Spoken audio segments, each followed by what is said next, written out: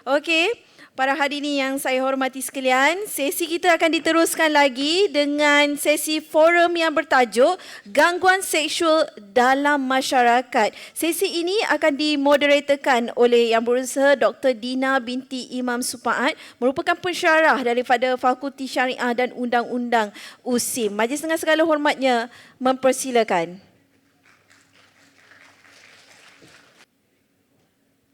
Sekali lagi, majlis mempersilakan Yang Berusaha Dr. Dina binti Imam Supaat untuk meneruskan sesi forum yang bertajuk Gangguan Seksual dalam Masyarakat. Dipersilakan.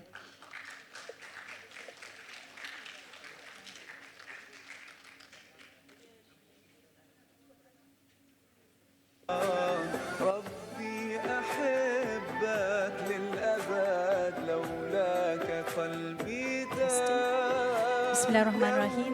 Alhamdulillahirrabbilalamin. Wassalatu wassalamu ala asyrafil anbiya wal mursalin wa ala alihi wa sahbihi ajma'in. Assalamualaikum warahmatullahi wabarakatuh.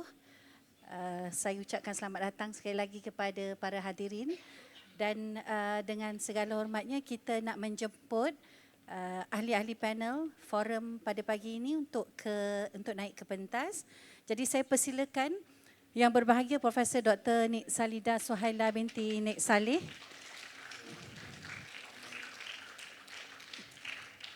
Dipersilakan Yang Berusaha Dr. Lily Afzani binti Saidi. Dan kita persilakan Superintendent Aminah binti Saad. Silakan Puan.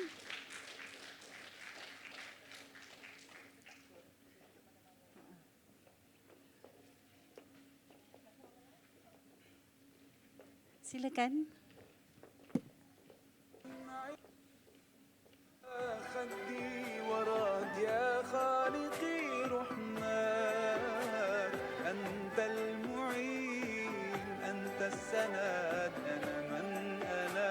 Baik, terlebih dahulu kita mengucapkan berbanyak-banyak terima kasih kepada pihak penganjur di atas jemputan untuk sesi forum gangguan seksual dalam masyarakat.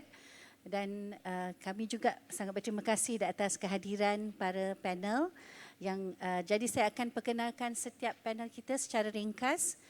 Di sebelah kiri saya yang paling terang adalah Timbalan Naib Chancellor kami yang baru, Profesor Dr. Nik Salida Suhaila Nik Saleh, Timbalan Naib Chancellor Akademik dan Antarabangsa TNCAA Universiti Sains Islam Malaysia, dan Profesor Dr. Nik Salida mempunyai pengalaman yang sangat luas dalam bidang berkaitan hak asasi dan yang berkaitan dengan wanita. Selain daripada pernah menjadi pengarah di Kolej Permata Insan, beliau juga pernah menjadi pesuruhjaya di Suruhanjaya Hak Asasi Manusia dan pernah berkhidmat sebagai dekan di Fakulti Syariah dan Undang-Undang selama hampir 4 tahun dan sekarang sebagai Timbalan Naib Chancellor Akademik dan Antarabangsa, wanita pertama di USIM. Di sebelah kiri di tengahnya adalah Puan Doktor mohon maaf, Yang Berusaha Dr. Lily Afzani binti Saidi yang merupakan pensyarah kanan di Universiti Pertahanan Nasional Malaysia UPNM. Dr. Lily adalah seorang kaunselor berdaftar. Dr. Lily adalah seorang kaunselor berdaftar dengan Lembaga Kaunselor Malaysia dan juga bertugas sebagai sukarelawan talian kasih KPWKM dan merupakan ahli dalam Tribunal Anti Gangguan Seksual KPWKM. Beliau pernah juga berkhidmat dengan Lembaga Penduduk dan Pembangunan Keluarga Negara. Dan panel kita yang ketiga adalah Superintendent Aminah Saad daripada bahagian siasatan seksual wanita dan kanak-kanak atau D11 di Bukit Aman. Beliau bertugas sebagai Ketua Unit Siasatan Keganasan Rumah Tangga di Jabatan Siasatan Jenayah Bukit Aman dan telah berkhidmat selama 31 tahun dalam bidang Jabatan Siasatan Jenayah. Jadi kita sangat bertuah hari ini kerana kita mempunyai telah bertemu dengan apa yang kita katakan panel-panel yang sangat berpengalaman, sangat tinggi ilmunya dan insya-Allah akan memberikan kita semua manfaat untuk kita mendalami tentang tajuk forum kita pada hari ini, iaitu gangguan seksual dalam masyarakat.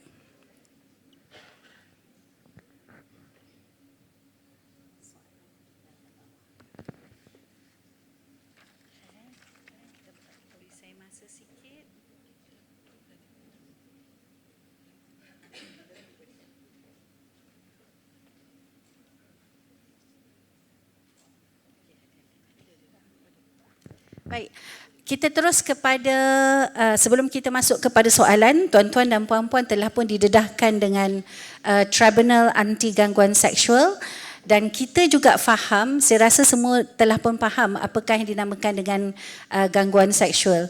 Kita tahu bahawa gangguan seksual ni bukan saja dalam bentuk perlakuan, dia boleh juga dalam bentuk tulisan, boleh juga dalam bentuk isyarat, ya, sama ada secara verbal, secara gaya badan dan sebagainya. Jadi untuk kita tahu lebih lanjut tentang kejadian gangguan seksual di dalam masyarakat, kita akan mulakan dengan soalan yang pertama kepada yang berbahagia, Profesor Dr. Nik Salida. Soalan yang pertama adalah bagaimana persepsi dan pemahaman masyarakat terhadap isu gangguan seksual dapat mempengaruhi keberkesanan usaha pencegahan termasuk terhadap kanak-kanak.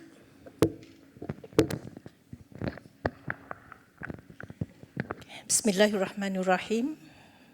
Terima kasih Dr. Dina, panel yang saya hormati, Dr. Lily, Puan Aminah, tuan-tuan puan-puan yang dikasihi Allah sekalian. Assalamualaikum warahmatullahi taala wabarakatuh.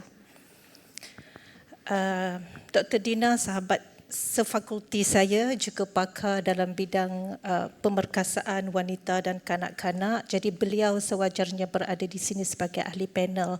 Tetapi mungkin tak ada orang sangat nak panggil, jadi jemputlah saya hari ini.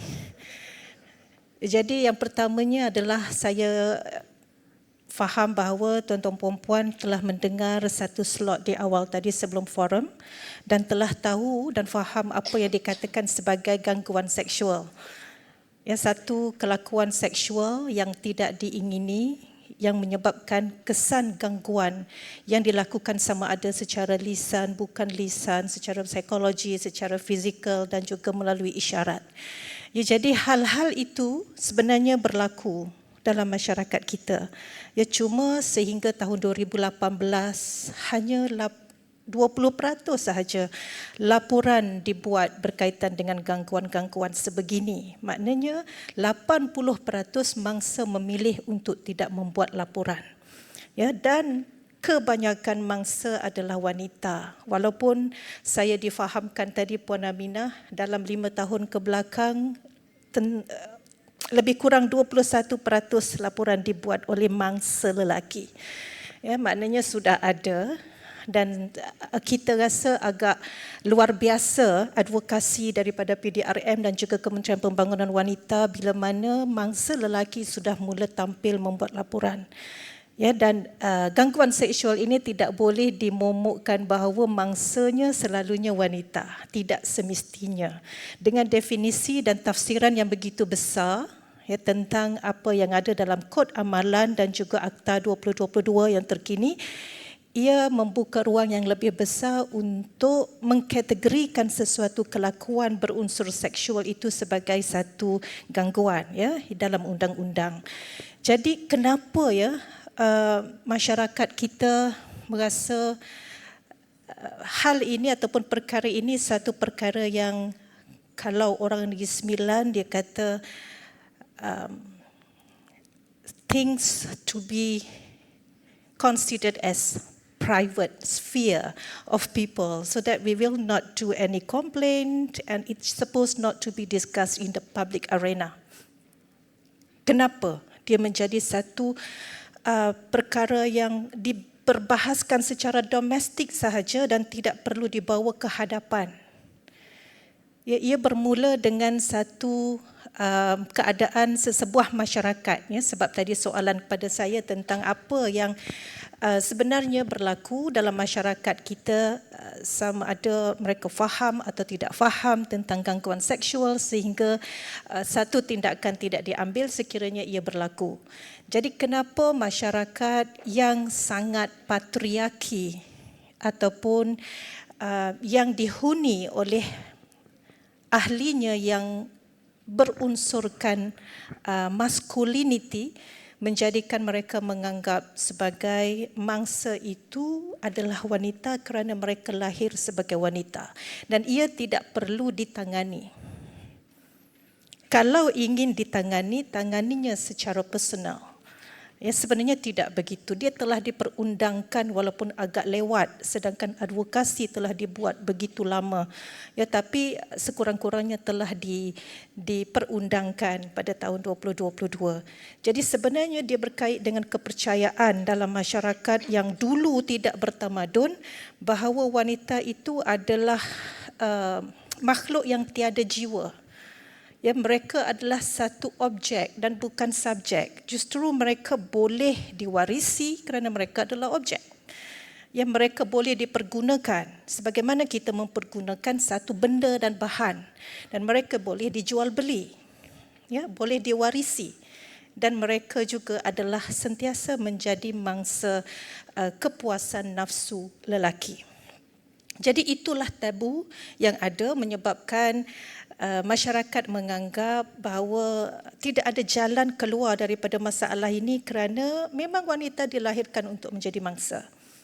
Ya, kemudian yang keduanya adalah kerana amalan dalam masyarakat. Kalau kita tengok naratif, sama ada masyarakat Romawi, masyarakat Yunani dan masyarakat Arab Jahiliyah sekalipun, pemilikan terhadap wanita itu melalui 4 cara sebagaimana Imam Bukhari meriwayatkan daripada Aisyah radhiyallahu anha.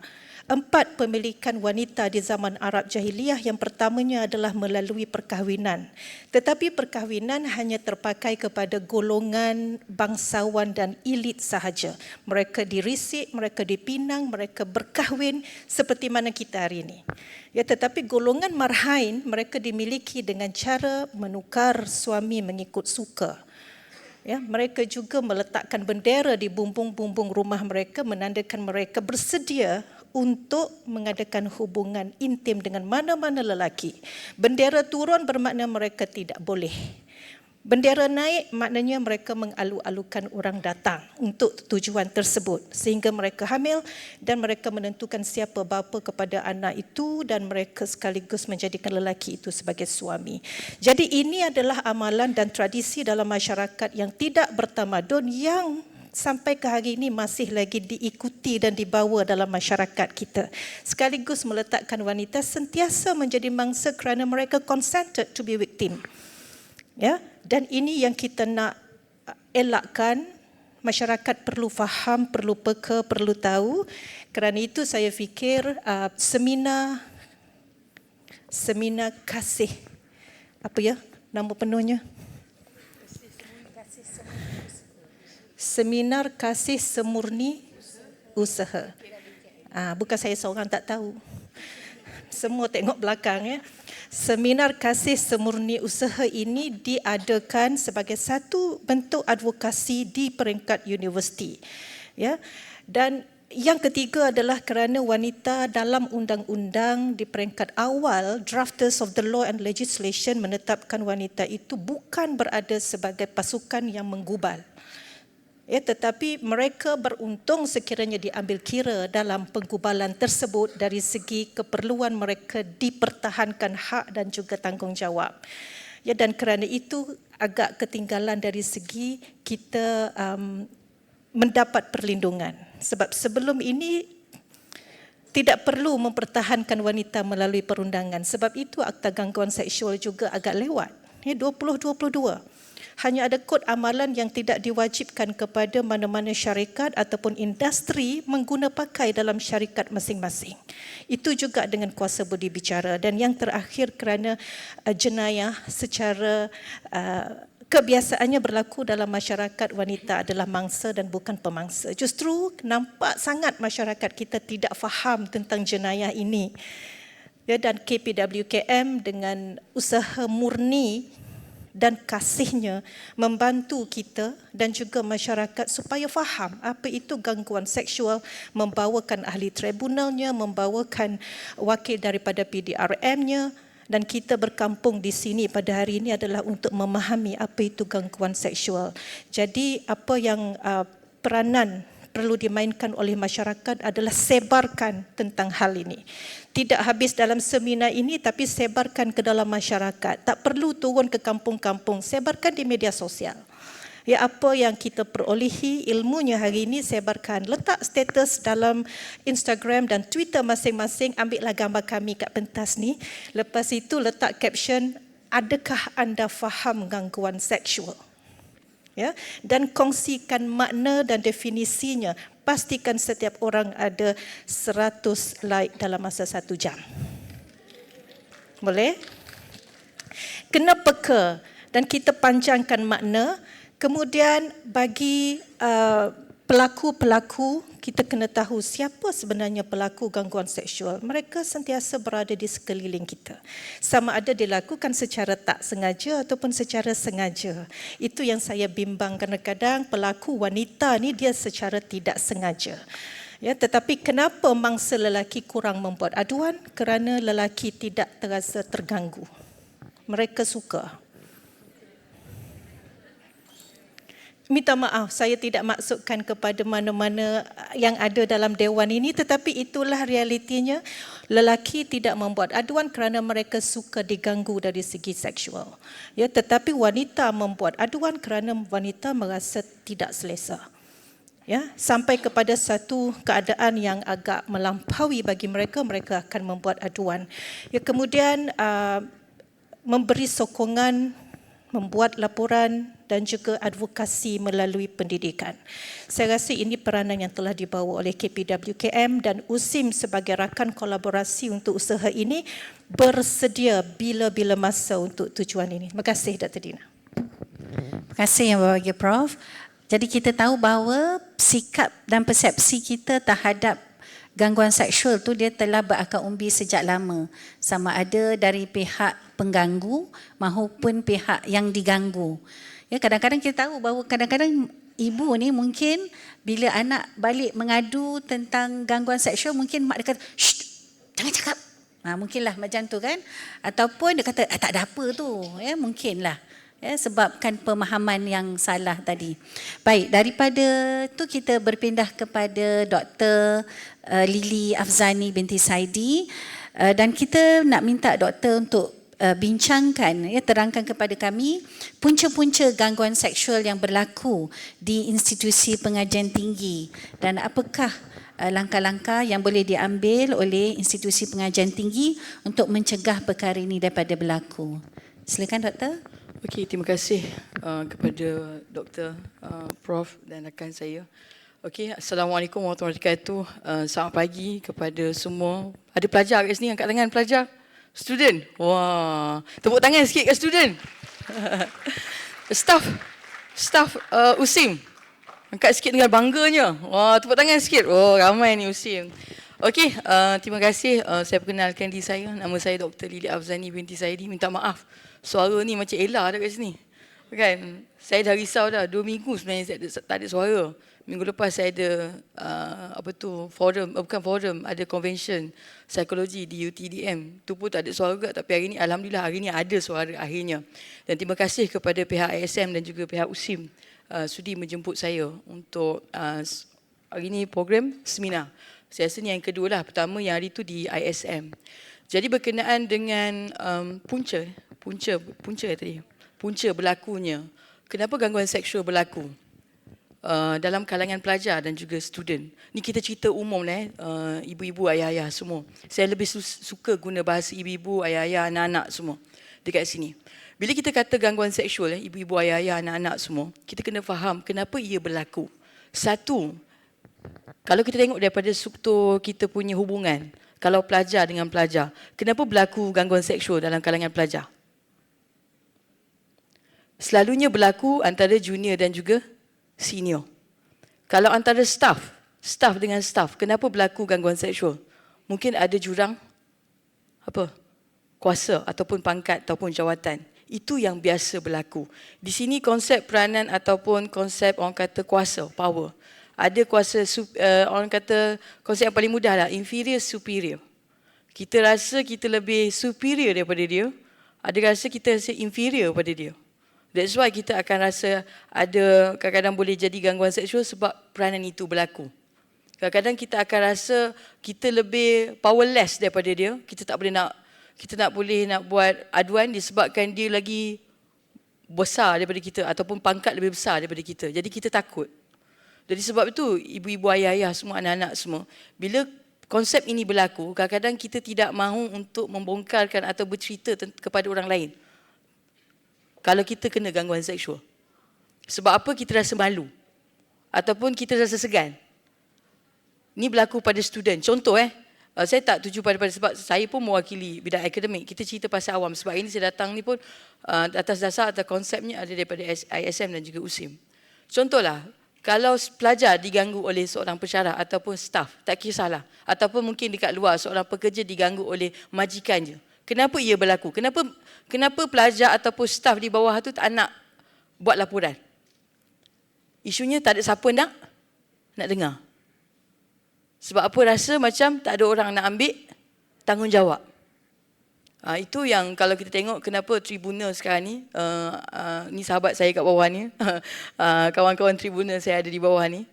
Tribunal ni sebenarnya membantu dalam proses kita nak buat laporan kepada mangsa-mangsa.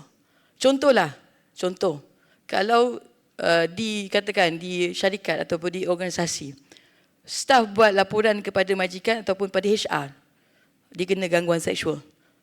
Kebiasaannya, ni rutin ni saya tak kata ini boleh digeneralisasikan, tapi umumnya biasanya HR akan kita jangan besar-besarkanlah perkara ni sebab malu melibatkan nama organisasi. Jadi kita tak akan cerita. Kita pun kadang-kadang yang lagi tak etiknya bila HR tu dapat maklumat, dia pula pergi beritahu orang lain. Oh, yang ni pergi ada gangguan seksual, siapa pelaku? Jadi makcik bawang pula kat situ. Ya. Student pergi mengadu, katakanlah ni bukan dekat sini, tempat lain dekat negara Afrika. Pergi mengadu dekat kaunselor, tiba-tiba kaunselor pula cakap dekat ni, oh ni student kena ganggu dengan orang ni. Itu yang jadi kesan bila mana orang tidak mahu buat aduan kepada organisasi kadang-kadang. Sebagai orang yang bertanggungjawab, punca berlakunya sebab tak nak mengadu ni sebabnya hilang rasa percaya terhadap organisasi ataupun kepada pihak yang bertanggungjawab. Sebab itu pihak yang bertanggungjawab sepatutnya mengambil satu konsep yang paling signifikan, yang relevan untuk pengadu-pengadu ni. Contoh saya bagi contoh. Isi borang maklumat, borang dekat depan nama pengadu. Nama pengadu, nama bla-bla, nama tertuduh lah kan. Contoh nama tertuduh. Siapa yang akses file tersebut? Siapa yang boleh akses file itu? Siapa yang boleh tengok file itu? Jadi sebab itu kita tengok kadang-kadang punca berlakunya sebab orang tak nak bongkarkan isu kes gangguan seksual ni sebabnya tak nak di-reveal orang kata aib diri. Kan? Jadi apa yang boleh kita buat? Ni paling simple lah sebab kita pun masa singkat moderator. Apa yang boleh kita buat? Satu, peranan pelajar. You kena tahu ataupun staff, tak kisahlah siapa-siapa, you kena tahu hak you sebagai pelajar dan juga staff. Hak untuk bersuara, hak untuk bercakap. Hak untuk memberitahu kepada pihak pengurusan. Contohlah, tak nak ambil tindakan dan sebagainya, you boleh pergi kepada yang lebih peringkat lebih tinggi. Itu pun kalau dah dapat konsultasi daripada pelbagai pihak, tak nak ambil tindakan, tapi biasanya akan ada prosedur. Prosedur ni kadang-kadang jadi lambat.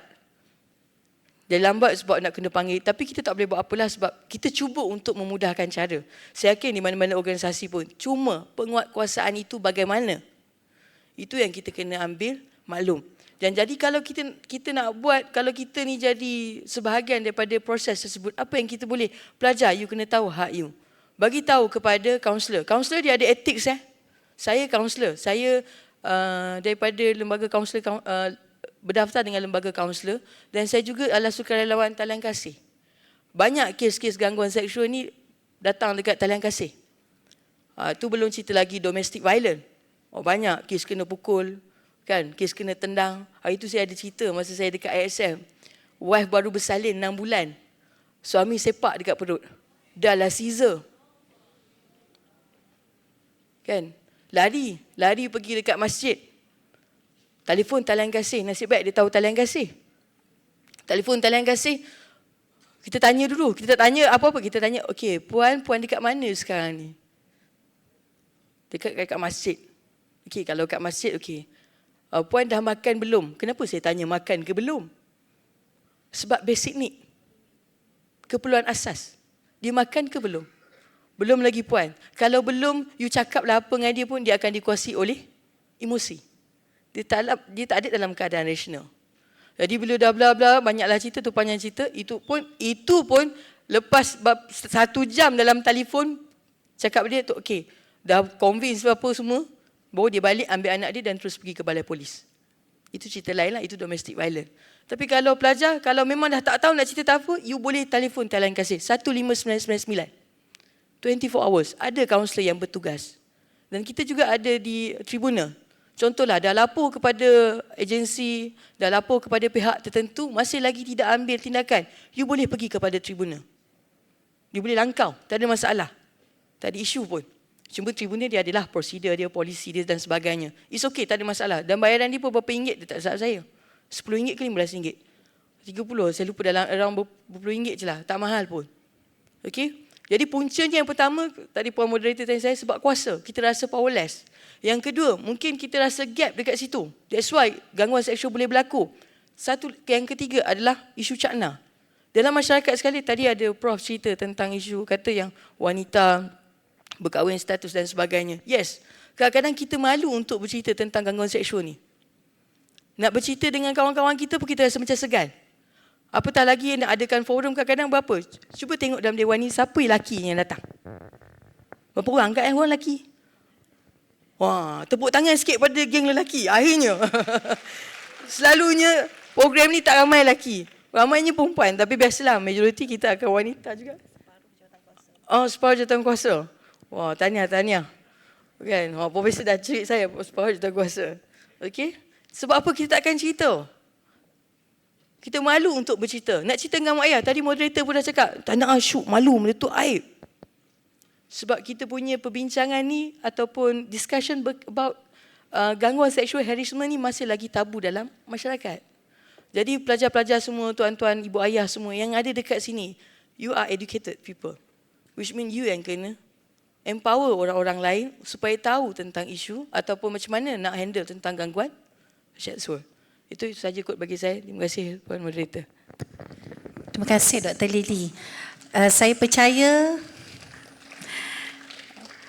percaya golongan lelaki yang ada di sini hadir pada hari ini adalah orang yang nanti akan melindungi anak-anak mereka dan keluarga mereka daripada gangguan seksual, insya-Allah. Prof Nik kata Encik Asri kena kahwin untuk melindungi keluarga. Ada ke Encik Asri? Okey, kita sangat menggalakkan ya pelajar-pelajar untuk tampil. Jangan takut. Katalah kalau ada pensyarah yang ugut kita. Ya, ugut kita atau janjikan kita dengan I bagi you markah tinggi sikit semester ni, jangan percaya. Ya, jangan percaya. So come forward dan laporkan gangguan seksual yang berlaku. Okey, daripada Dr. Lily kita beralih kepada Superintendent Aminah binti Saad. Kita nak dapatkan maklumat tentang statistik gangguan seksual di Malaysia. Adakah trendnya meningkat atau menurun dan bagaimana pihak PDRM menangani gangguan seksual berbentuk digital. Silakan Puan. Terima kasih Dr. Moderator, Prof dan Dr. Lily. Assalamualaikum warahmatullahi wabarakatuh dan selamat sejahtera untuk semua hadirin tuan-tuan dan puan yang ada di sini. Okey. Saya beri hadirin yang ada di sini untuk kita berfikir sejenak selama lebih kurang 10 saat. Cuba imbau kembali ke belakang yang pernah kita lalui, persekitaran kita, di tempat kerja, di rumah ada atau tidak pernah berlaku gangguan seksual. Sama ada pada diri kita sendiri, pengalaman kepada kawan-kawan, ahli keluarga dan sebagainya. Okey, sebagaimana yang saya tahu juga dan kita semua tahu juga, Prof dah sebut dah tadi. Sebenarnya untuk gangguan seksual ni kita ada 5 jenis. Okey, bagi yang kita yang samar-samar, okey, 5 jenis ni terbahagi kepada, ditakrifkan kepada 5, iaitu gangguan daripada segi, kita ambil yang fizikal dulu. Okey. Daripada fizikal sudah tentunya melibatkan sentuhan.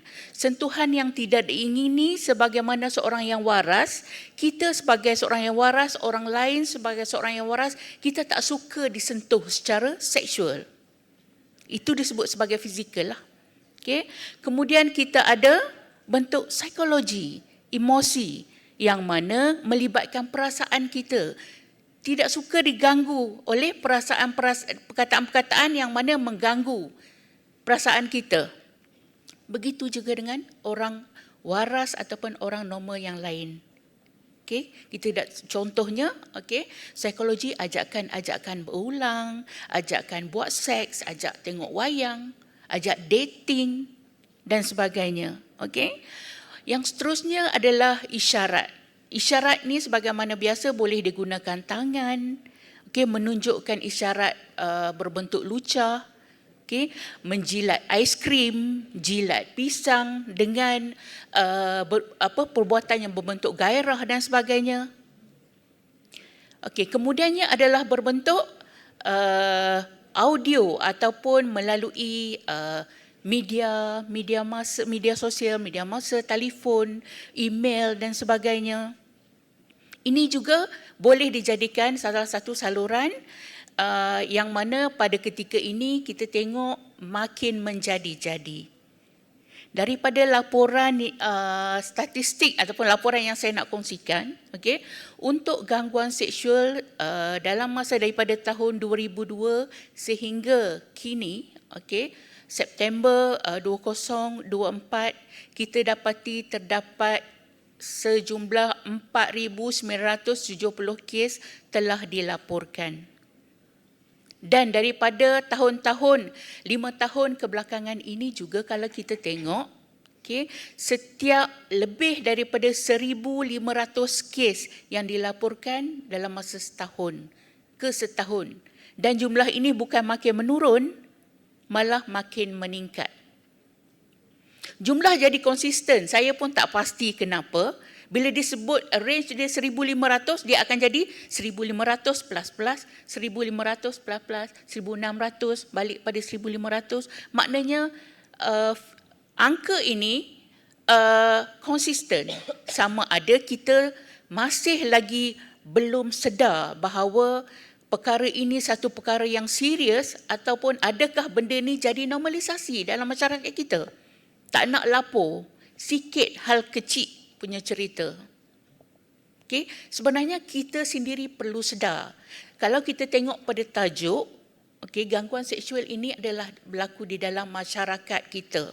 Dalam masyarakat kita ini, apabila disebut sebagai masyarakat,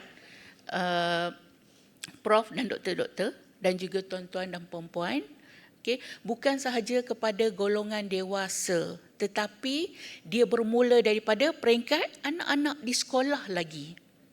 Okay, kalau kita tengok daripada segi perundangan, daripada dulu lagi kita memang dah ada undang-undang berkaitan dengan gangguan seksual, cuma kita tidak spesifik bahawa ini adalah gangguan seksual. Seksyen ini adalah untuk gangguan seksual. Memang, tapi dia tidak disebut sebagai gangguan seksual. Disebut sebagai Seksyen 509 Kanun Kesesaan, satu perbuatan yang mengaibkan seseorang. Okey. Seksyen 354, cabul seseorang, cabul dengan cara sentuh dan sebagainya, sentuh ataupun tak sentuh. Okay, kita ada section ini. Okay, 377D Kanun Kesiasaan yang mana perbuatan-perbuatan yang juga mengaibkan, melanggar kesopanan kita, dia lebih kurang. Tetapi semua ini adalah gangguan seksual. Begitu juga dengan kanak-kanak yang mana pada 2017 kita ada akta kesalahan seksual terhadap kanak-kanak.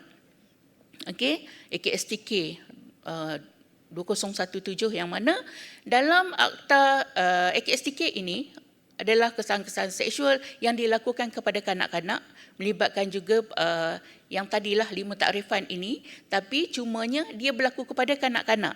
Manakala yang dewasa, kita tak siasatlah di bawah AKSTK ini kerana kanak-kanak ditakrifkan di bawah Seksyen 2 atau kanak-kanak 2001 adalah mereka yang berumur di bawah 18 tahun.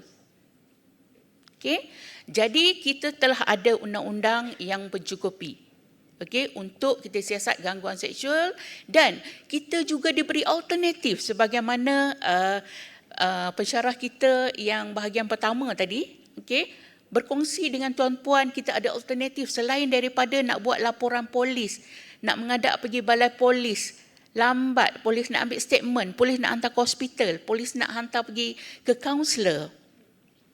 Okay, nak ambil sampel seandainya ada kecederaan dan sebagainya, nak rujuk hospital, nak tunggu lama ambil nombor. Okay, katakanlah kemudian cukuplah bukti, hantar kepada pendakwa raya dan dicadangkan untuk tuduh pelaku. Bicara pula selepas itu. Okay, kena cari saksi, saksi hadir bicara. Siapa saksi-saksi yang boleh kita bawa? Nak hadir ke saksi kita? Saya tak nak pergilah jauh, saya tak pergilah, takut nak masuk court dan sebagainya. Ini adalah kekangan-kekangan seandainya bagi pihak polis, okey, kami tidak boleh menolak benda ini kerana kami pun manusia biasa. Kami juga memikirkan, juga ada perasaan empati kepada mangsa-mangsa. Macam manalah seandainya kalau aku duduk di tempat dia? Adakah aku juga berperasaan yang sama? Tapi kalau saya kata taklah, saya nak pergi bicara. Sebab saya nak bawa pelaku ke muka pengadilan supaya menjadi pengajaran kepada ahli masyarakat yang lain. Bukan saja orang-orang di sekeliling mahkamah tu yang tahu bahawa dia ini adalah pelaku seksual, dijatuhkan hukum, malah dia juga diwar-warkan dalam media. Kita bagi pengajaran kepada dia. Okey, seterusnya adalah berkaitan dengan apa tindakan kita seandainya kita ambil daripada bawah lah dulu Prof, daripada kanak-kanak. Okey, di sekolah-sekolah yang ibu ayah yang ada di sini, yang pelajar-pelajar yang adik ada di rumah, pernah tak kita tanya adik kita, hari ni buat apa di sekolah? Okey, ada cikgu ajar apa? Cikgu mengajar pelajaran PGSK, apa pelajaran yang disebut? Apa yang cikgu pernah sentuh ke tak pernah? Kawan-kawan pernah sentuh ke tak pernah? Ada tak perkara-perkara yang kita tak suka? Sebenarnya benda ni kita kena praktik sehari-hari, kita kena tanya. Sebab kadang-kadang kalau daripada kecil, anak-anak kita ni, kita tak didik, dia tak tahu. Okey, dia tidak tahu bahawa itu adalah satu kesalahan, satu jenayah, satu gangguan seksual kepada dia yang mana ditakrifkan 5 perkara tadi. Mungkin daripada segi komen-komen yang double meaning, yang 2 bahasa. Kita sendiri pun kalau tengok, dia ni suka cakap double meaning lah, suka komen lah, suka komen bentuk badan orang lah. Kita sendiri tahu bahawa mereka ini tahu komen itu adalah komen-komen yang tak bagus, yang berbentuk gangguan seksual. Tapi kita sendiri hanya empati di situ. Tidak pernah nak membawa kes ni ke lebih jauh ataupun untuk mengambil tindakan.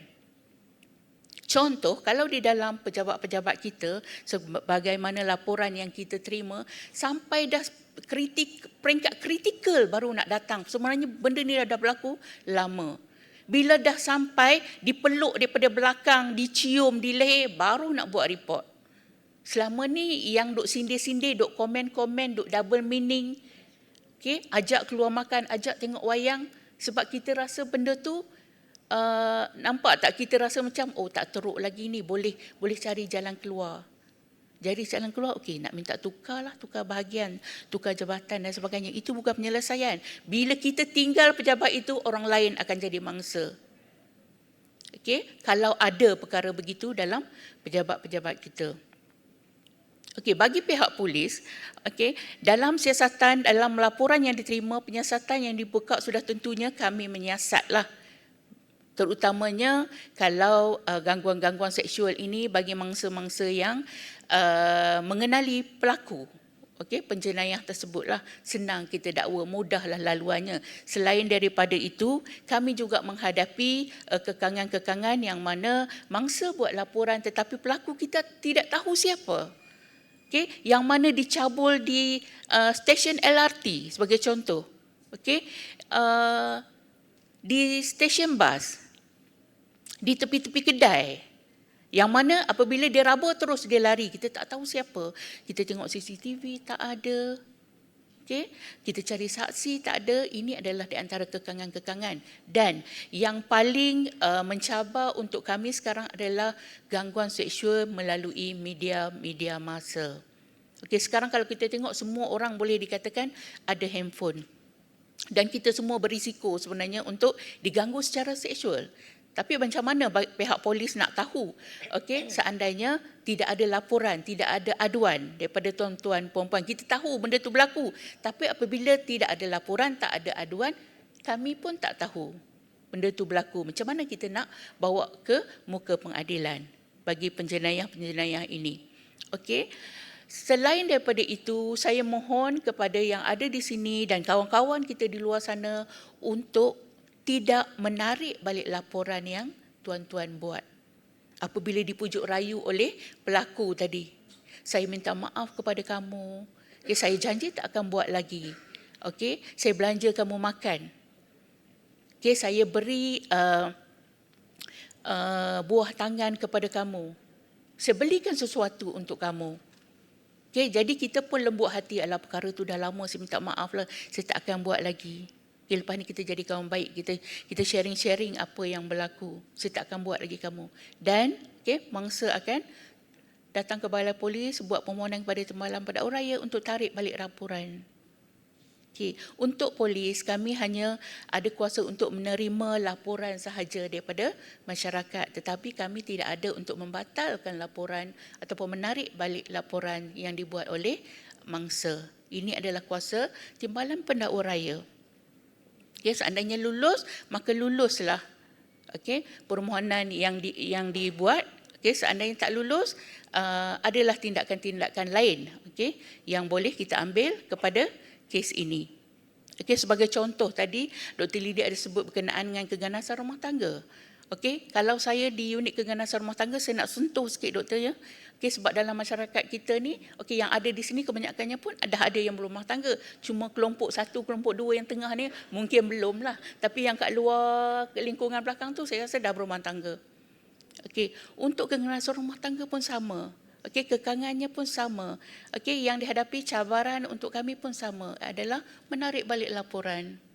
Tarik balik laporan sebab kalau laporan kegiatan rumah tangga ni, dia ada bentuk kitaran. Apabila dia waktu berbulan madu, dia sangat okey, sangat manis, sangat elok semua. Okay, kemudian bertengkar sikit-sikit. Okay, pukul-pukul sikit, buat laporan polis, minta maaf, beli gelang emas besar, okay, beli kereta baru dan sebagainya. Kemudian dimaafkan, dia akan balik pada fasa honeymoon balik. Okay, fasa honeymoon balik, kemudian berlaku lagi. Okay, itu yang datang tarik balik 3 bulan lagi, datang balik. Saya nak datang ni nak batal laporan saya yang saya tarik balik dulu. Saya nak sambung balik kes yang saya buat report dulu. Kenapa? Sebab dia tak serik. Contohlah suami saya tak serik dia tu. Nak buat lagi. Nak batalkan laporan tarik balik saya tu tak jadi tarik. Sama jugalah dengan yang gangguan seksual. Apabila berlaku lagi kepada kawan dia, kat dia tak buat, kawan dia buat. Saya nak datang, nak batal yang laporan saya tarik balik dulu, saya nak buat report balik, nak tarik balik. Sebab dia ni buat kat kawan saya pula. Okay, jadi dia akan jadi ada masalah di situ. Jadi kita pesan kepada kawan-kawan kita, jiran-jiran kita bahawa benda ini jangan jadikan normalisasi dalam masyarakat kita. Okay, dinormalisasi sebagai budaya kita. okey, komen-komen double meaning, body shaming dan sebagainya bukan salah satu benda yang biasa sebenarnya dalam masyarakat kita. Okey, jadi kita tolak benda ini, keluarlah daripada kepompong yang kita ada, empathy kepada diri kita dan kawan-kawan, buat laporan polis ataupun beri peluang kepada diri kita untuk bawa ke pelaku ke muka pengadilan. Okey, ditambah pula kita ada undang-undang Akta Anti Gangguan Seksual yang tadi itu, kita ada pilihan untuk proses yang lebih cepat, mudah dan murah lah, okay, yang tidak memerlukan perbelanjaan yang besar. Okay, terima kasih Doktor. Terima kasih Superintendent Aminah Saad. Saya suka nak echo balik ya tentang pujuk rayu tadi. Ya, mangsa akan kata dia ada, bukan mangsa, pemangsa. Ya, akan kata dia ada family. Ya, saya ada anak isteri, saya ada orang yang saya nak sara, nak jaga dan sebagainya. Tapi mangsa jangan menyerah kalah. Kita yang macam saya pula ya, wanita lah, siapa-siapa jugalah ya. Bila kita berani tampil untuk mengadu, ya, untuk bawa mangsa ke untuk bawa pemangsa ni ke mahkamah dan sebagainya, kita ni sebenarnya adalah pejuang. Ya, wanita-wanita atau siapa-siapa juga mangsa yang berani untuk mendapatkan haknya adalah pejuang. Sebab dia nak hentikan perkara tu. Dia nak hentikan gangguan tu. Dan tak ramai orang yang berani kan, dia nak jaga air muka lah, ya, malu. Sebab masyarakat kita akan penuh dengan tohmahan. Dia akan kata, you ask for it. Kan kau pakai macam tu sebab itulah. Sedangkan you pakai tutup ke, you tak pakai tutup ke, semua orang akan boleh jadi mangsa. Saya ingat dalam statistik pun kalau kita tengok kes-kes ni, dia tak kira siapa, tak kira umur, ya, kira muda ke tua ke, asalkan ada peluang, benda tu boleh berlaku. Jadi daripada situ kita nak tanyakan kepada yang berbahagia Profesor Dr. Nik Salidah tentang peranan institusi agama, peranan kepimpinan komuniti dan juga institusi kekeluargaan dalam mengubah norma sosial yang mungkin menyumbang kepada berlakunya gangguan seksual. Silakan Prof.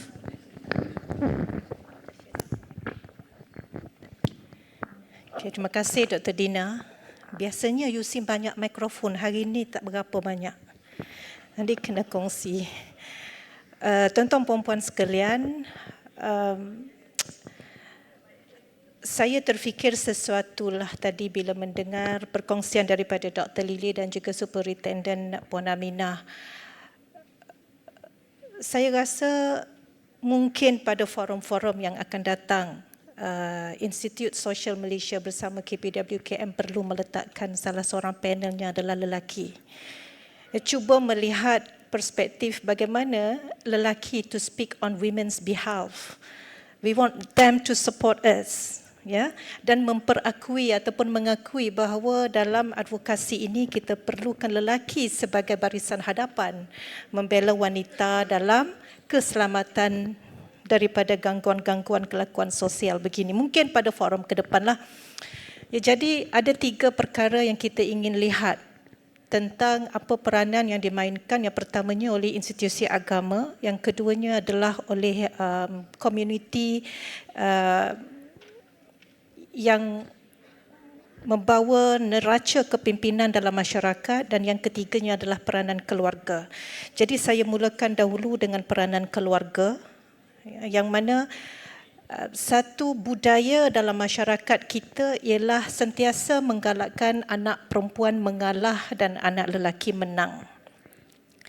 Ia semudah pada pagi Ahad, hari semuanya bercuti, anak perempuan dibangunkan awal untuk mempersiapkan makan pagi. Ya, dan anak lelaki dikejutkan tidur setelah semuanya tersedia di meja. Saya tidak ada jawapan pilihan, ya, tapi ada respon betul, ya. Maknanya di situ satu penghormatanlah kepada lelaki, anak lelaki, supaya mereka sentiasa dalam keadaan diraikan daripada diberikan tanggungjawab. ia membawa kesan jangka panjang. Ya, antara kesan jangka panjangnya ialah bila mana wanita ditindas, wanita tidak bersuara kerana dari kecil lagi wanita diajar untuk menerimanya. Ya, jadi institusi agama perlu mainkan peranan bersama dengan kekeluargaan ini supaya kita dapat membina sebuah keluarga Islami yang menjaga hak wanita dan hak lelaki itu secara saksama. Jadi bapa dalam rumah tangga itu perlu main peranan yang paling penting sebagai teladan. Ya, kalau dalam keluarga kita orang yang paling kuat bekerja mestilah bapa, bukan ibu. Dan dalam keluarga orang yang paling banyak menunjukkan teladan dan qudwah adalah bapa, bukan ibu. Dalam keluarga yang mendidik adalah bapa, bukan ibu. Ya, jadi sekiranya contoh dan teladan itu berlaku dengan betul dalam landscape yang tepat, maka rumah tangga menjadi pencetus kepada masyarakat yang berjaya mengelakkan atau mencegah atau membasmi gangguan seksual ini. Ya, jadi kita juga sebagai ibu bapa pastikan perlakuan anak-anak dalam rumah kita, bukan dalam rumah orang lain. Ya, dalam rumah kita mereka menjaga limitasinya. Adik perempuan dengan abang dengan adik lelaki. Gangguan seksual banyak berlaku di antara lelaki dan lelaki juga, ya. Dan kalau di peringkat institusi pendidikan menengah secara purata di Lembah Kelang, setiap sekolah 40 kes gangguan seksual di kalangan pelajar sahaja secara purata, ya.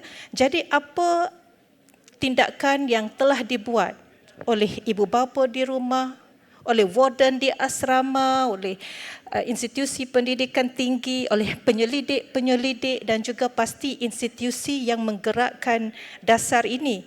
Ya, yang itu yang kita kena perkasakan. Kemudian yang keduanya adalah peranan kepimpinan komuniti.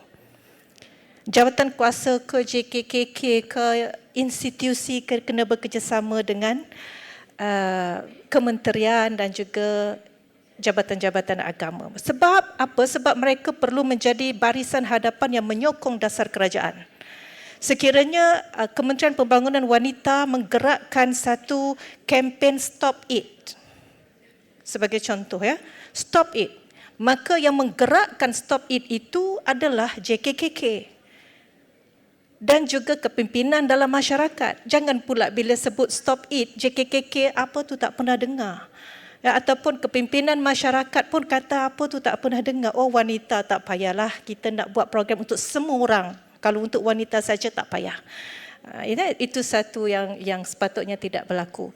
Kemudian kalau boleh, kepimpinan komuniti ini menyediakan pusat perlindungan sementara.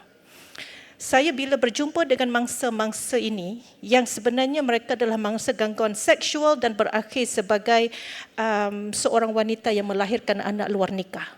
Dan mereka berada dalam pusat-pusat perlindungan. Ya, setelah 6 bulan mereka akan keluar. 6 bulan is maksimum dan maksimum umurnya 21 tahun. Bila kita berjumpa untuk sharing session dan sebagainya, kebanyakannya bermula dengan gangguan seksual. Sama ada oleh keluarga ataupun orang-orang terdekat, ya, yang secara berulang akhirnya dia ketagihan. Bila ketagihan itu yang berlaku bukan lagi gangguan tetapi suka sama suka. Bila dah suka maka mereka hamil. Bila mereka hamil melahirkan anak luar nikah. Jadi setelah mereka keluar daripada pusat perlindungan tak tahu mana nak pergi, mereka berlindung di masjid. Dan masjid pula sekarang ada waktunya buka dan tutup. Jadi semasa masjid tutup, mereka perlu keluar daripada masjid, mana nak pergi? Tidak ada pusat perlindungan yang mereka tahu. Mungkin ada, tapi mereka tidak tahu. Ya, jadi mungkin kepimpinan komuniti perlu mainkan peranan, adakan dan war-warkan pusat-pusat begini untuk menjadi perlindungan sementara kepada mereka. Kemudian yang terakhir adalah peranan institusi agama, sama ada JAKIM ataupun Jabatan Agama Islam Negeri-Negeri JAIN ataupun IKIM sebagai saluran medianya, dan pelbagai lagi ada dua perkara yang perlu dibentuk di sini. Yang pertama, memahamkan pegawai-pegawai itu dan juga penguatkuasa agama ini tentang apa itu gangguan seksual. Ya, sebab penolakan terhadap isu-isu wanita ini sebenarnya berlaku dalam mereka yang merasakan bahawa tidak perlu bercakap soal keselamatan wanita dalam konteks agama. Ya, sebab wanita ini sebenarnya sepatutnya menerima dengan lapang dada dan jiwa yang besar. Ya, hak mereka yang terbatas itu. Sebenarnya wanita ini bukan mahu berada di tengah seperti lelaki, tetapi mereka mahu berada di tempatnya. Ya, dan di mana tempatnya itu terpulang di mana kita letakkan, tapi mesti diadili dengan betul. Dan juga jabatan-jabatan agama setelah memahami gangguan seksual, memahami hak-hak wanita ini, mereka perlu bersama dalam bentuk menyediakan khutbah Jumaat setiap Jumaat yang pendengarnya adalah 100% lelaki, saya kira, secara langsung. Jadi mereka lah yang perlu diberi pendidikan supaya jangan begini, jangan begitu. Ya, beri kesedaran juga kepada lelaki supaya membuat aduan sekiranya mereka diganggu secara seksual oleh wanita. Ya, melalui khutbah, melalui kuliah-kuliah duha, melalui bicara mufti, melalui juga sokongan terhadap dasar-dasar kerajaan. Ya, dasar kerajaan yang baik sekiranya disokong oleh institusi-institusi agama, ia akan lebih perkasa. Terima kasih, Dr. Dina. Terima kasih Prof. Nik atas jawapan yang saya rasa menyeluruh. Sebab kita semua sebenarnya ada peranan. Sama ada kita sebagai ahli keluarga ataupun ahli masyarakat. Maksudnya, tidaklah tugas itu tertumpu kepada satu-satu pihak sahaja. Bahkan kita secara individu pun perlu memainkan peranan untuk mencegah gangguan seksual. Jadi kita berpindah kepada Dr. Lily. Jadi kita minta Dr. terangkan sedikit tentang bagaimana sesebuah organisasi, terutama sekali institusi pengajian tinggi, boleh menyediakan suasana yang selamat bagi kaki tangan dan juga pelajar supaya mereka boleh tampil ke hadapan untuk membuat aduan ataupun laporan tentang gangguan seksual. Okey, terima kasih kepada Puan Moderator. Okey, bila kita kata saluran yang selamat, tadi Puan Aminah ada sebut pasal sentuhan. Pelajar-pelajar kena tahu sentuhan selamat, sentuhan tak selamat, tu basic. Kita ada KF18 dekat luar, tak silap saya. ISM dia bawa KF18. Tu one stop center untuk remaja sebenarnya. Jadi itu bagus sebabnya di LPPKN, sebab saya dulu staff LPPKN, Lembaga Penduduk. Saya 11 tahun di LPPKN. Jadi run modul LPPKN, modul cakna, modul peketi, semua tu LPPKN yang run. Jadi sebenarnya dia ada ajar tentang sentuhan selamat, sentuhan tak selamat, hubungan antara remaja lelaki dan remaja perempuan. Jadi back pada soalan tadi, bila kata saluran yang selamat, apa yang saluran yang selamat? Sebenarnya sebagai seorang pelajar, anda kena tahu, anda kena cakna apa saluran-saluran yang ada di tempat anda untuk anda salurkan. Dan apa peranan organisasi untuk membantu bagi memudah cara proses itu. Satu, anda kena pastikan kalau kita sebagai seorang yang menjaga, contohlah HR, HR, apa peranan HR? Anda kena pastikan bahawa saluran itu boleh dipercayai dan selamat. Apa yang anda mengadu tadi, anda kena pastikan supaya maklumat itu memang tidak akan disampaikan kepada pihak yang tidak ada kepentingan untuk tahu. Dan pelajar, you kena yakin bahawa anda memberi maklumat itu, anda kena yakin bahawa maklumat itu adalah dijaga dengan baik. Tapi sebelum maklumat itu yakin, kitalah, peranan kita ni di peringkat universiti ni, untuk menanamkan keyakinan bahawa setiap kali aduan dibuat, aduan itu akan diambil tindakan. Anda boleh adu pada siapa? Pelajar terutamanya. Anda boleh mengadu kepada pihak-pihak yang tertentu. Kalau saya daripada Universiti Pertahanan Nasional Malaysia, kita di Universiti Pertahanan Nasional Malaysia kita ada PA ataupun penasihat akademik. Okey, kalau di PNN berapa orang pelajar, contoh ada 30 orang pelajar, saya pegang 30 orang pelajar. Jadi kalau 30 orang pelajar tu masalah tak attendance, tak datang kelas ke, exam tak datang ke, memang dia tak cari orang lain, dia akan cari penasihat akademik. Jadi penasihat akademik, you boleh bagi tahu kepada penasihat akademik ataupun pensyarah yang you percaya. Yang kedua, siapa lagi individu yang anda boleh pergi? Kaunselor. Ini peranan kaunselor di peringkat universiti ataupun di mana-mana sahaja. Kaunselor dia harus memegang kepada etika. Etika sebagai seorang kaunselor. Salah kalau seorang kaunselor tiba-tiba dibocorkan maklumat you kepada pihak lain. Sorry kalau ada kaunselor ni, saya kena bertegas sedikit sebab kita sebagai kaunselor kita kena ada ethics kita. Contoh you bagi tahu pada rakan you, kawan you, oh pelajar ni kena gangguan seksual. Salah dari segi ethics. Kalau pelajar tu dapat tahu, dia boleh saman you balik. Sebab tidak menjaga kerahsiaan. Kerahsiaan tu benda yang paling mahal bila kita buat hubungan sesi kaunseling dengan klien. Jadi kalau ada gangguan seksual, you boleh bagi tahu pada kaunselor. Kaunselor akan ambil kes tersebut dan akan pergi bawa kepada pihak-pihak yang tertentu. Dan nanti dia akan pergilah kepada jawatankuasa dan sebagainya. Kalau staff, apa yang boleh anda buat? Apa yang boleh staff buat? Satu, siapa yang menyeli anda? Anda kena bagi tahu. Tapi minta maaf kadang-kadang budaya kita kadang-kadang bila orang memberitahu kadang-kadang kita tak cakna. Kita anggap itu satu gurauan. Contoh panggil sayang. Kan ada yang terbaru. Tahun ni tak silap saya. Kita tak boleh panggil staff kita sayang. Dia tapi dah biasa puan. Dah biasa panggil sayang nak macam mana? Bos tu memang baik. Kan? Sayang mai lah buat kopi, Sat. Kan? Apa lagi? Jangan normalisasikan budaya-budaya seperti itu.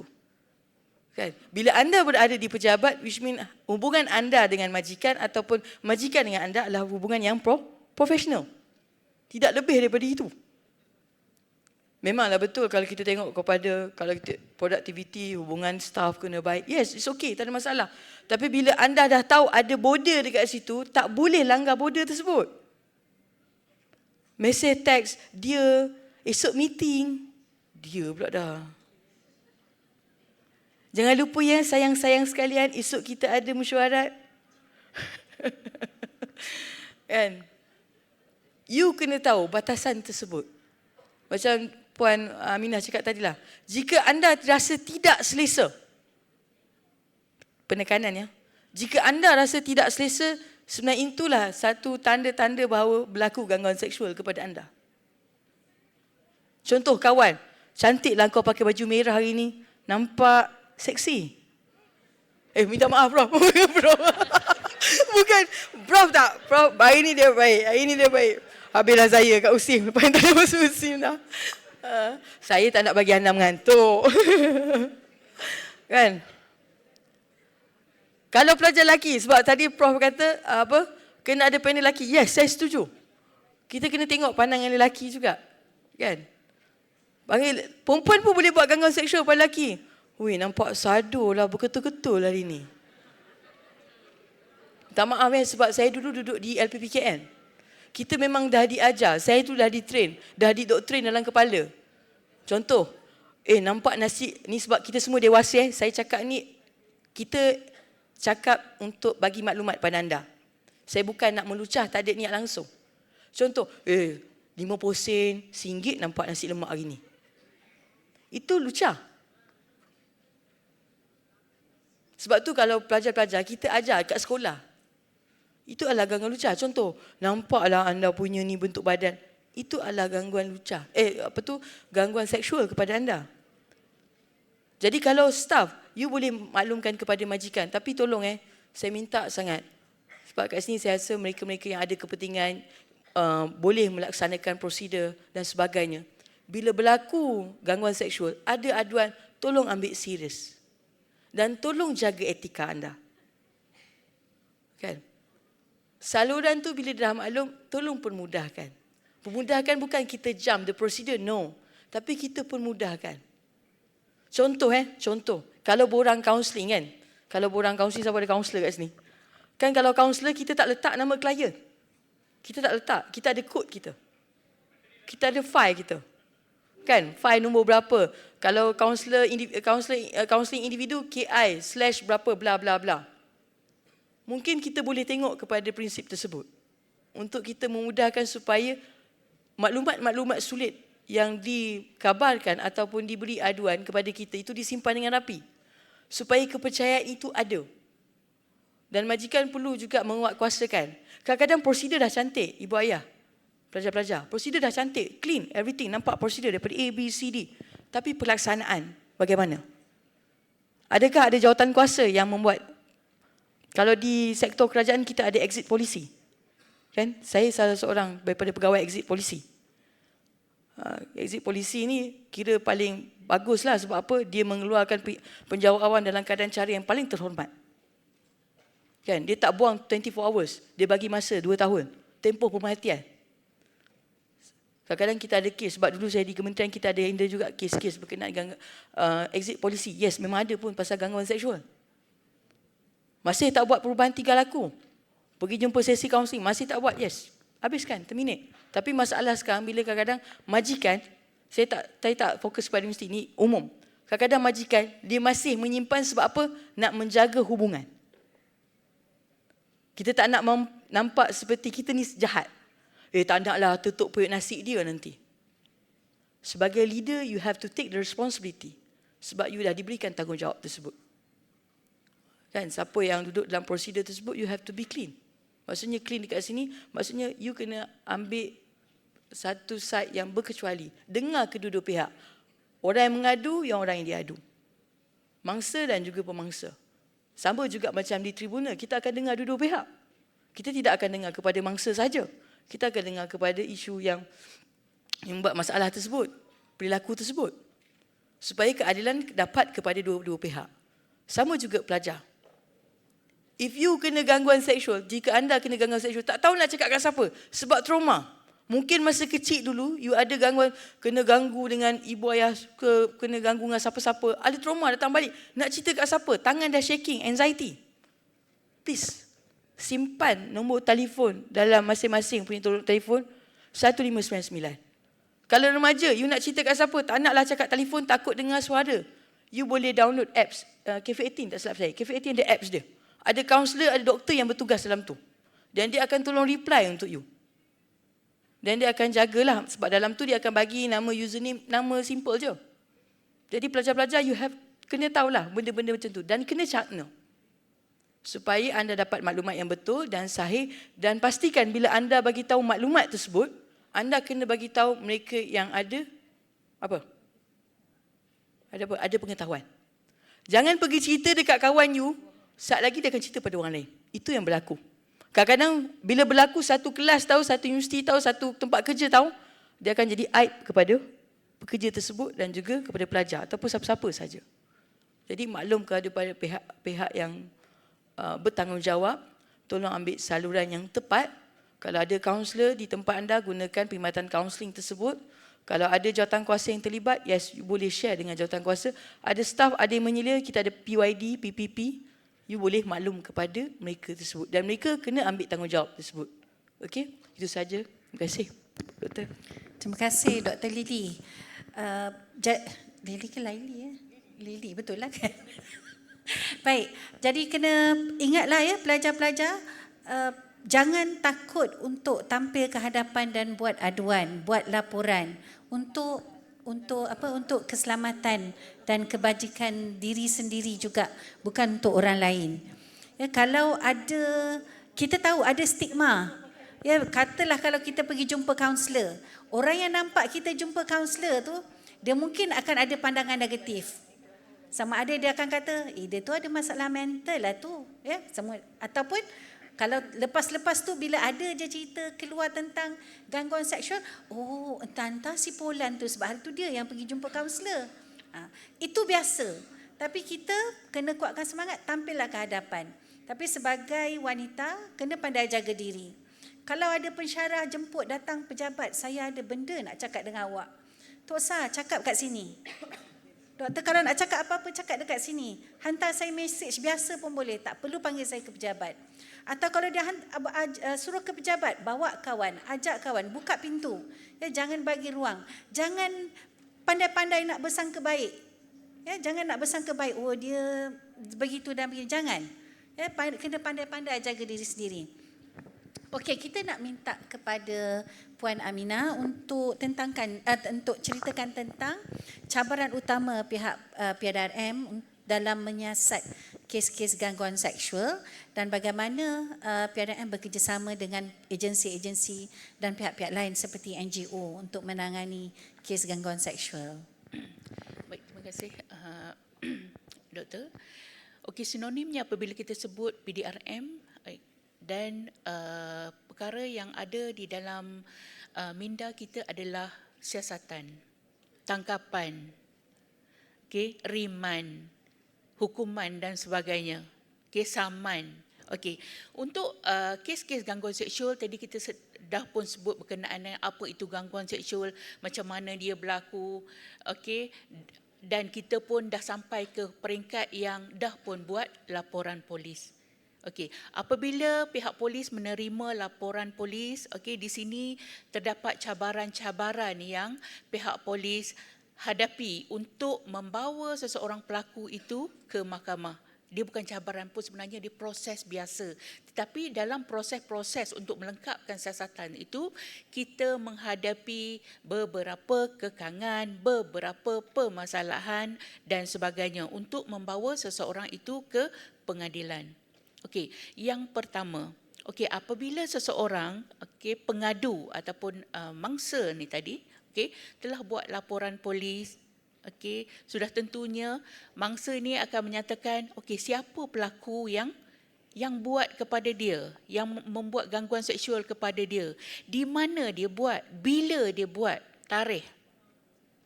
Okey, jadi sinonimnya di sini juga apabila disebut siasatan sudah tentunya dia akan ada berkaitan dengan bukti dan juga keterangan.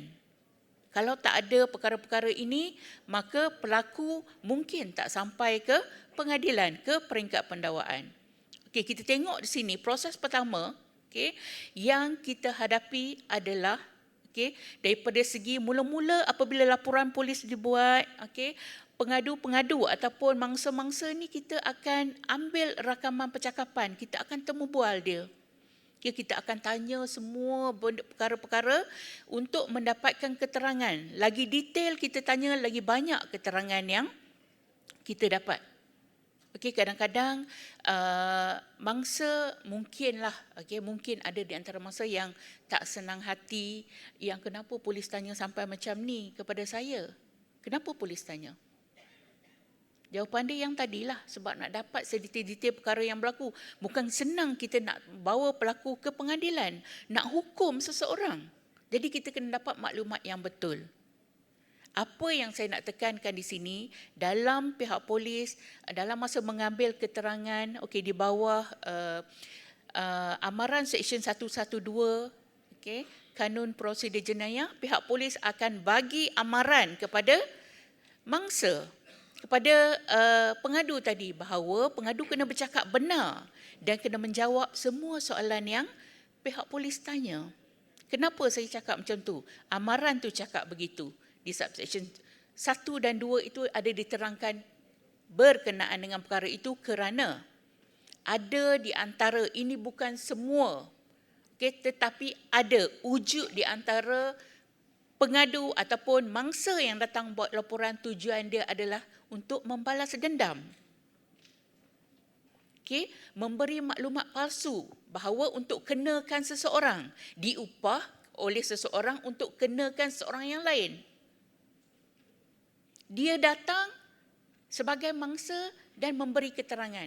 Sebab itulah dalam siasatan daripada peringkat awal sekali, siasatan yang menyeluruh kita buat. Bukan sahaja kepada suspek tadi, pelaku tadi, kepada pengadu juga. Sebab itu kita nyanyi itu dan ini untuk elakkan perkara-perkara yang tadilah. Sakit hati, dendam, dengki, benci, nak suruh tukar keluar daripada bahagian, nak suruh kena buang daripada fakulti. Contoh. Okey? Jadi aspek ini kami sebagai pihak polis ambil pendekatan untuk kita siasat sedalam-dalamnya daripada awal. Sedalam-dalamnya kita siasat untuk elakkan perkara-perkara ini. Okey, yang kedua, untuk kepada mangsa-mangsa bukan yang ada di sini, okey, mungkin orang-orang di luar sana yang pernah menceritakan kepada kita, okey, catatlah di mana-mana kertas, buku, okey, nota, buat nota dan sebagainya. Jika okey, terdapat maklumat pernah diganggu secara seksual dan sebagainya. Saya bagi contoh, okey, satu kejadian cabul berlaku di Subang Jaya, okey, 2-3 tahun yang lepas, okey, yang mana bapa cabul anak perempuan 2 orang. Okey, tetapi anak perempuan ini cerdik lah kita kata. Dia telah catatkan setiap kali apa bapa dia buat, dia catatkan masa, tarikh, buat apa, di mana. 2 beradik. Apabila dia buat laporan polis, okey, pada dia dah tak dapat bendung, kalau lagi mula-mula tu dia mungkin bersabar sebab bapa okey dicabul. Kemudian okey, apabila laporan polis dibuat, okey, kami sudah tentulah akan bertanya adakah catatan di mana-mana, kepada siapa diberitahu dan sebagainya, tujuan untuk kita kukuhkan keterangan sebagai keterangan sokongan dan sebagainya.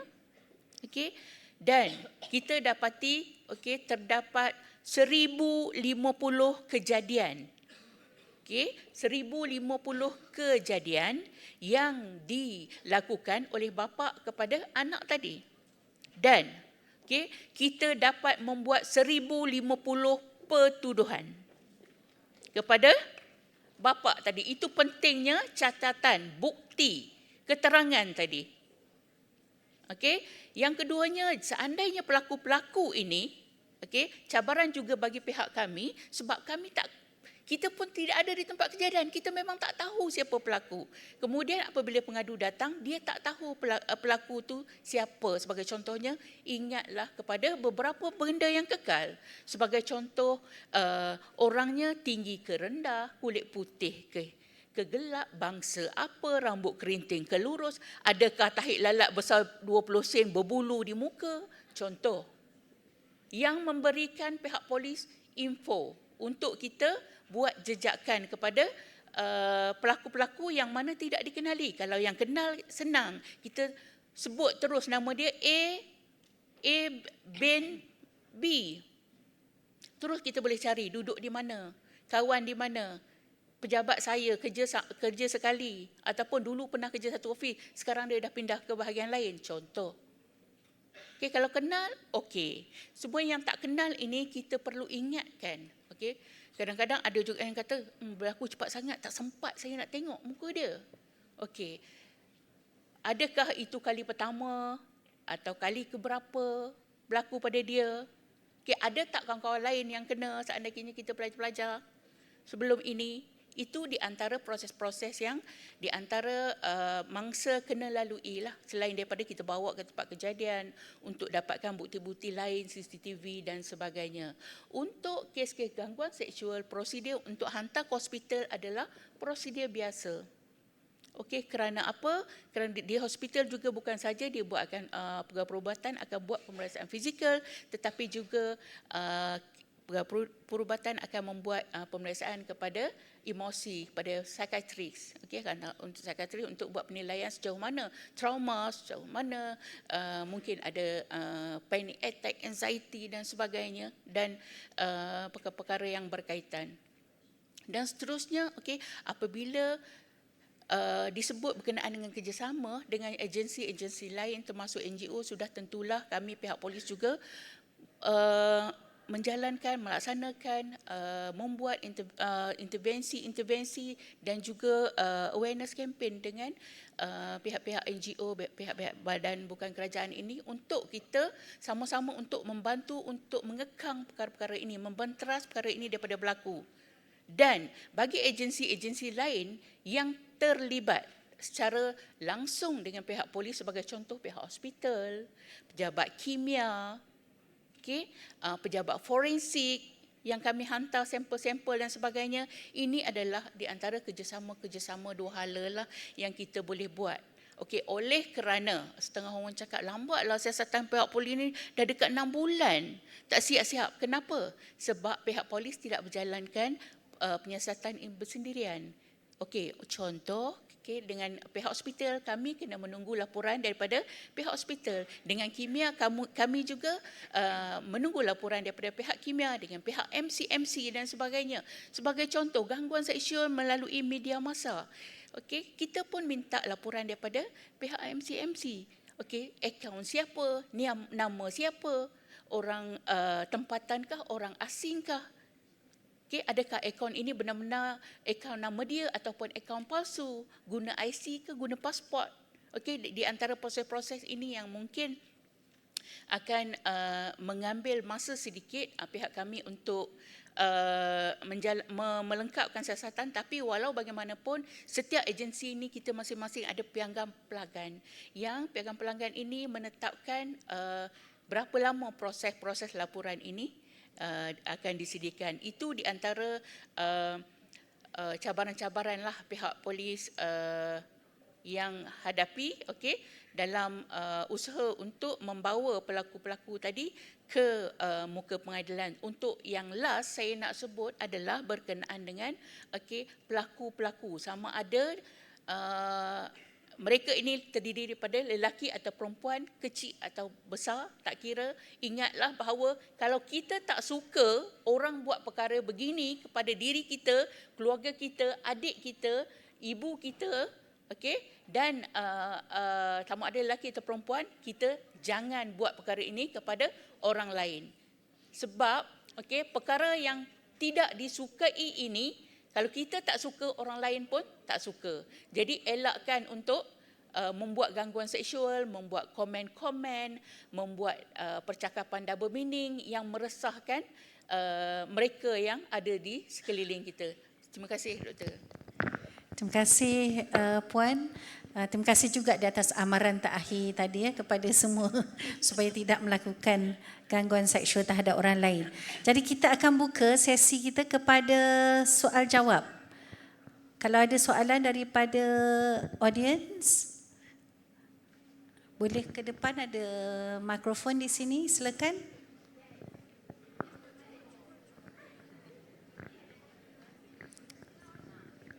Boleh, silakan.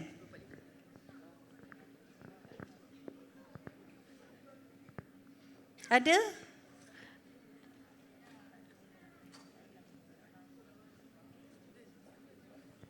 Dah faham sangat agaknya ya, dah jelas. Saya tadi bila Puan cerita tentang kes 1050 tuduhan tu, saya teringat satu kajian yang kami jalankan di Mahkamah Syariah, kes perceraian. Antara sebab perceraian tu adalah kerana suami tu suka mendera isteri secara emosi. Tapi antara perkara lain yang dibuat oleh suami juga adalah mencabul anak lelaki dan juga anak perempuan. Tapi daripada laporan tu, bila saya baca, sebenarnya isteri tu dia dah tahu suami buat, tapi dia mengambil masa yang sangat lama untuk membuat aduan dan mengambil tindakan, sehingga anak-anak dia 3 orang wanita perempuan mengalami major depression. Jadi yang kesan yang sangat besar daripada gangguan seksual ni bukan saja dari sudut mungkin nanti dia masuk penjara ke apa, tapi kesan psikologi, kesan emosi kepada mangsa. Sebab kepada institusi keluarga, bayangkan mungkin bawa kepada perceraian dan sebagainya, tapi kesan kepada anak tu, kesan kepada anak, kesan kepada mangsa lah. Bila mangsa dah mengalami gangguan kesihatan mental, dia mungkin mengambil masa untuk sembuh dan mungkin takkan sembuh, hanya boleh dikawal. Dan bila itu berlaku, kita sebagai masyarakat pun mungkin akan terganggu. Kita bukan nak kata salahkan anak ni, tapi itulah bila berlaku gangguan seksual tidak ditangani, dia akan memberikan kesan meluas kepada masyarakat. Okey, kalau tak ada soalan, saya nak minta panel kita untuk buat kesimpulan. Tak apa, boleh minum dulu, Prof. Kita minta Prof 1 minit atau 2 untuk bincangkan bagaimana kita boleh memberikan sokongan yang lebih baik kepada mangsa supaya mereka ni berani tampil ke hadapan. Silakan, Prof. Terima kasih Dr. Dina. Saya tak nak kawan Dr. Lily. Hari ni baru pakai baju merah ni. Biasa pakai hitam. Tak nak ada baju ni, siapa nak? saya rasa sebagai tambahan ya, tadi kita dah sebut tentang sokongan dari keluarga, sokongan dari kepimpinan komuniti dan juga institusi agama. Jadi yang mungkin belum diperkasakan adalah meletakkan ataupun mengarus perdanakan landscape sokongan emosi dalam semua aktiviti. Sebagai contoh ya, pada Minggu Suai Kenal Pelajar Baharu Universiti, ini contoh ya, 5 hari Minggu Suai Kenal, maknanya 5 hari itu dinamakan Minggu Suai Kenal. Di mana-mana institusi pendidikan tinggi memang ada kaunselor. Kalau di sekolah satu kaunselor rasionya untuk 500 pelajar. Ya, jadi kalau misal kata ada program 5 hari begitu, perlu ada sekretariat sokongan emosi dan psikologi. Ada jawatan kuasa khas untuk itu pada 5 hari tersebut. Supaya sekiranya ada isu-isu begini yang mungkin sokongan emosi itu bukan berkait dengan gangguan seksual tetapi tentang homesicknya, ini Minggu Suai Kenal ya, homesicknya mungkin rasa macam tidak selesa, mungkin dibuli, mungkin rasa bercampur baur.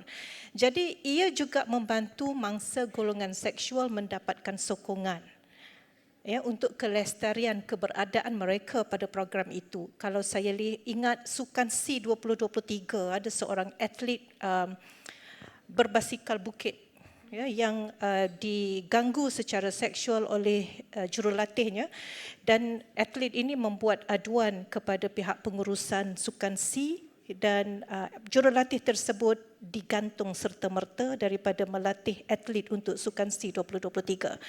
Jadi dengan tiba-tiba pengurusan tertinggi Sukan C menubuhkan satu task force sokongan emosi pada masa itu yang tidak pernah wujud sebelum ini. Ya, jadi apa bentuk program dan aktiviti di mana-mana institusi sekalipun sebelumnya tidak pernah ada sekretariat sokongan emosi dan psikologi. Saya fikir sudah sampai masanya sebab kita juga mendepani pelbagai isu kesejahteraan mental juga. Ya.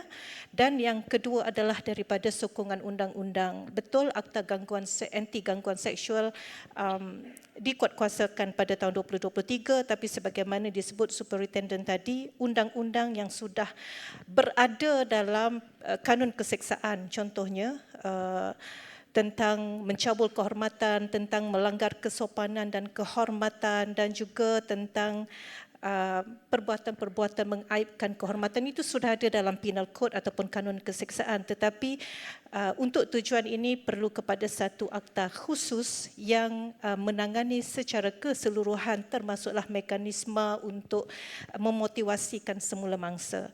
Jadi di akhir ini saya lihat banyak perkara-perkara baru yang perlu diperkenalkan, yang mungkin tidak terfikir kita pada hari semalam tetapi sudah dapat kita bongkarkan pada hari ini. Mudah-mudahan ia membantu membentuk masyarakat yang lebih sihat dan sejahtera. Terima kasih Dr. Dina. Terima kasih Prof. Dan kita nak minta pula Dr. Lily untuk membincangkan dalam 2 minit tentang latihan dan kurikulum di institusi pengajian tinggi, ya, peranannya untuk mendidik pelajar tentang gangguan seksual dan juga hak-hak mereka apabila diganggu. Okey, moderator dah ingatkan saya 2 minit je. Okey, jadi saya kena wrap up dalam 2 minit. Okey, bila kita kata latihan, sepatutnya kita di mana-mana institusi sekalipun, di organisasi ataupun di peringkat universiti, kita mesti ada satu badan ataupun jawatankuasa yang terlibat dalam kita nak menjaga isu kesejahteraan staf ataupun pelajar. Jadi latihan sebenarnya kita boleh rangka dan kita boleh develop dari segi keperluan dan kehendak semasa. Kalau dulu kalau kita ingat lagi masa kita sebelum PKP, kita tidak diajar untuk menggunakan IT ataupun menggunakan media sosial yang begitu tinggi. Jadi lepas masa PKP semua orang nak tak nak terpaksa guna. Anak-anak PDP guna laptop, tablet dan sebagainya. Jadi sampai masa dan ketikanya kita kena rangka latihan yang sesuai untuk kumpulan sasar yang berada dalam organisasi ataupun pelajar-pelajar kita. Jadi kalau ikutkan sebenarnya bila kita cakap latihan, benda yang paling penting sekali Prof tadi dah sebut sebenarnya, isu kesejahteraan. Saya nak sentuh sikit sebab tadi moderator juga ada sebut tentang isu anxiety dan sebagainya. Kesan yang paling besar pelajar ataupun tuan-tuan, ibu ayah kat sini, anda kena faham kesan yang paling besar bila berlaku gangguan seksual adalah isu apa? Trauma, trigger. Walaupun anda dibayar dengan ribuan ringgit, 100,000 ringgit, mungkin permohonan maaf telah dibuat dan sebagainya, tapi trigger itu tetap akan ada. Jadi anda kena faham bagaimana untuk menguruskan emosi anda. Cara menguruskan emosi bergantung kepada individu itu. Dia tidak satu benda yang fix for all. Dan pada saya latihan yang paling sesuai dekat peringkat universiti dan sebagainya, satu, anda kena tahu tentang ciri-ciri gangguan seksual. Panggil pihak-pihak ataupun pakar-pakar yang berkaitan, yang mahir tentang isu-isu gangguan seksual. Dan salah satunya yang dah dibuat hari ini, iaitu berkenaan dengan seminar gangguan anti gangguan seksual. Dan anda sendiri dah tahu tentang akta gangguan seksual yang dah ada. Dan anda semua sebagai pelajar dan juga staf yang dekat sini, anda kena mainkan peranan dengan cakna dengan situasi yang berlaku di sekitar anda. Anda dah tengok ada gangguan seksual di tempat anda, rakan-rakan anda kena ambil peluang, ambil inisiatif untuk maklumkan kepada pihak yang berwajib ataupun pihak yang ada autoriti untuk buat laporan. Kalau kita cerita pasal latihan ni panjang Puan Moderator minta maaf. Tapi latihan yes, kena ada. Kena dirangka. Siapa yang kena main peranan? Mereka yang kalau di HR lah. Okey, bahagian keselamatan apa sebagainya. Kena mainkan peranan. Jangan anggap ini isu remeh. Kan bila ada gangguan seksual tak apalah ini biasa, normal. No. Itu tidak normal. Sebab ada orang boleh bunuh diri disebabkan isu gangguan seksual. Pernah ada. Saya pernah handle kes tu dalam talian kasih. Dan memang tengah telefon saya dekat sini. Okey. Okey, saya harap itu memberi maklumat. Okey, terima kasih. Terima kasih Dr. Lily. Dan akhir sekali sebagai penguatkuasa undang-undang, mungkin ada pesanan terakhir daripada Superintendent Aminah. Sebagai pesanan terakhir saya di atas pentas ni, okay, kita semua yang menjadi mangsa, okay, orang-orang yang menjadi mangsa, okay, ada dua pilihan, sama ada untuk meneruskan laporan kepada pihak polis dan juga alternatif kepada Mahkamah Sivil adalah melalui Tribunal Anti Gangguan Seksual bagi kes-kes gangguan seksual. Dan harus diingat setiap yang disiasat oleh pihak polis, dia akan ada dua dapatan. Sama ada betul-betul berlaku dan reka-rekaan ataupun okay, tidak ada kes ataupun tidak wujud kesalahan. Yang mana kalau kita tengok di dalam akta kesalahan seksual terhadap kanak-kanak telah diberi pengecualian. Sebagai contoh, walaupun disebut perkataan-perkataan yang ada unsur-unsur okay, tidak disenangi oleh mangsa ataupun kita dengar tak sedap, rasa macam gangguan seksual, tetapi seandainya okay, ada disebut berkenaan dengan sains, perubatan dan juga untuk tujuan pendidikan dan ada dalam silibus pembelajaran, ia merupakan tidak menjadi satu kesalahan. Contoh saya bagi adalah kalau kita tengok macam di sekolah, tiba-tiba anak balik mengadu, contohlah kan yang tingkatan 3 baru 15 tahun, masih lagi kanak-kanak. Balik mengadu bahawa cikgu ada sebut perkataan rogol. Okay? Jadi di sini kalau adanya tujuan pendidikan, sains dan juga perubatan, makna benda ini adalah dibenarkan dan jika relevan dengan pelajaran. Okay. Saya rasa itu saja perkongsian untuk saya pada hari ini. Sekian, terima kasih. Terima kasih banyak Superintendent Aminah dan kita ucapkan terima kasih kepada Profesor Dr. Nik Salida Nik Saleh, kepada Dr. Lily Afzan dan juga kepada Superintendent Aminah Saad di atas sumbangan dan perkongsian bersama kita pada hari ini. Dan kita nak ingatkan balik kepada semua, selepas ini kita akan berusaha untuk meningkatkan kesedaran di kalangan masyarakat. Boleh share di media-media sosial masing-masing, dapatkan like sebanyak-banyaknya, share. Apa lagi selalu saya pun, sebab saya pun tak ada, jadi saya pun susah nak cakap. Tapi kita gunakanlah saluran yang ada. Dan juga yang paling penting, educate diri kita sendiri dulu. Ya, didik diri kita dengan gangguan seksual supaya kita nanti boleh mendidik dan menjaga orang lain juga. Sekian daripada kami. Sekian wabillahi taufiq wa hidayah. Wassalamualaikum warahmatullahi wabarakatuh. Waalaikumsalam. Terima kasih sekali lagi kepada barisan ahli panel dan moderator di atas perkongsian yang dan kupasan yang saya rasa cukup menarik. Para hadirin sekalian, kita akan berhenti rehat seketika untuk kita bersedia bagi majlis penutup seminar kasih semurni usaha KPWKM at Training of Trainers TOT Anti Gangguan Seksual. Kita akan berhenti rehat selama 5 minit. Mohon semua untuk terus berada di dalam dewan. Terima kasih sekali lagi.